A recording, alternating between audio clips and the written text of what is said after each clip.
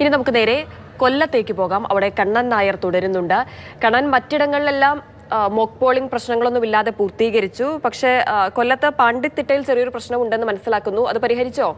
അത് അല്പസമയത്തിനുള്ളിൽ പരിഹരിക്കാൻ സാധിക്കുമെന്നാണ് പോളിംഗ് ഉദ്യോഗസ്ഥർ പറയുന്നത്. പത്തനാപുരത്ത് ബ്ലോക്ക് ഡിവിഷന്റെ വോട്ടിംഗ് മെഷീനാണ് മാറിപ്പോയത്.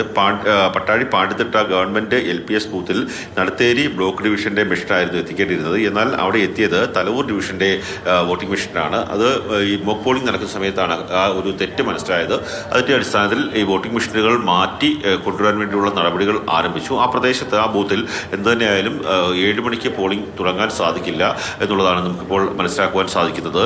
ജില്ലയിൽ ബാക്കിയുള്ള സ്ഥലങ്ങളിലൊന്നും തന്നെ നിലവിൽ പ്രശ്നങ്ങളൊന്നുമില്ല. മോക്ക് പോളിംഗ് ഏകദേശം ഏതാണ്ട് 95% പൂർത്തിയായിട്ടുണ്ട്. അല്പസമയത്തിനുള്ളിൽ തന്നെ വോട്ടിംഗ് ആരംഭിക്കും. ഞാനിപ്പോൾ ഉള്ളത് കൊല്ലത്ത് ഫാത്തിമ മാതാ കോളേജിലാണ്. ഫാത്തിമ മാതാ കോളേജിലാണ് MP NK പ്രേമചന്ദ്രൻ വോട്ട് രേഖപ്പെടുത്തുന്നത്. അദ്ദേഹം പഠിച്ച ഒരു കോളേജ് കൂടിയാണ്. ആ കോളേജിൽ അദ്ദേഹം അല്പസമയത്തിനുള്ളിൽ വോട്ട് രേഖപ്പെടുത്താൻ എത്തും. 7 മണിയോടുകൂടി അദ്ദേഹം ഇവിടെ വോട്ട് രേഖപ്പെടുത്തും എന്നുള്ളതാണ് നമുക്ക് അറിയുവാൻ സാധിക്കുന്നത്. വളരെ വാശിയോടുകൂടിയുള്ള ഒരു പോരാട്ടം നടന്ന ഒരു തെരഞ്ഞെടുപ്പ് പ്രവർത്തനങ്ങൾ നടന്ന ഒരു സ്ഥലം കൂടിയാണ് കൊല്ലം ജില്ല. കൊല്ലം ജില്ലയിൽ എപ്പോഴും ഇടതുപക്ഷത്തിന് വലിയ പ്രാധാന്യമുള്ള ഒരു ജില്ലയാണ്. കോർപ്പറേഷൻ ആയാലും ജില്ലാ പഞ്ചായത്തായാലും ഗ്രാമപഞ്ചായത്തുകളുടെ കണക്ക് നോക്കിക്കഴിഞ്ഞാലും ബ്ലോക്ക് പഞ്ചായത്തുകളുടെ കണക്ക് നോക്കിക്കഴിഞ്ഞാലും കൂടുതൽ LDFന് അനുകൂലമായിട്ടുള്ള ഒരു ജില്ലയാണ്. ഇത്തവണ ആ ഒരു ആധിപത്യം മാറ്റുക എന്നുള്ളതാണ് UDFന്റെയും അതുപോലെ തന്നെ NDAയുടെയും പ്രവർത്തനങ്ങൾ ഉണ്ടായിരുന്ന ഒരു ലക്ഷ്യം.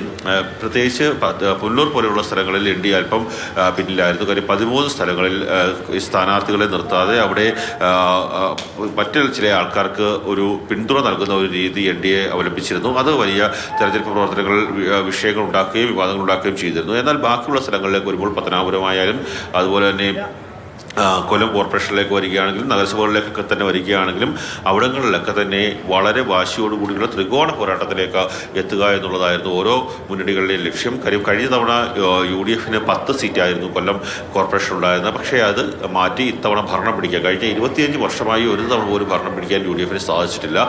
ഇത്തവണ ഭരണം പിടിക്കുക എന്നുള്ള ലക്ഷ്യത്തോടു കൂടിയുള്ള പ്രവർത്തനങ്ങൾ ആദ്യം തന്നെ മേയറെ പ്രഖ്യാപിക്കുകയും അതുപോലെ തന്നെ തെരഞ്ഞെടുപ്പ് പ്രവർത്തനങ്ങളിൽ മുന്നോട്ട് പോവുകയൊക്കെ തന്നെ ചെയ്തിരുന്നു. അതൊക്കെ എങ്ങനെ വോട്ടായി മാറുമോ എന്നുള്ള കാര്യമാണ് നമുക്ക് ഇനി 13-ാം തീയതി അറിയുന്നത്. നിലവിൽ അല്പസമയത്തുള്ളിൽ തന്നെ ഇവിടെ വോട്ടിംഗ് ആരംഭിക്കും.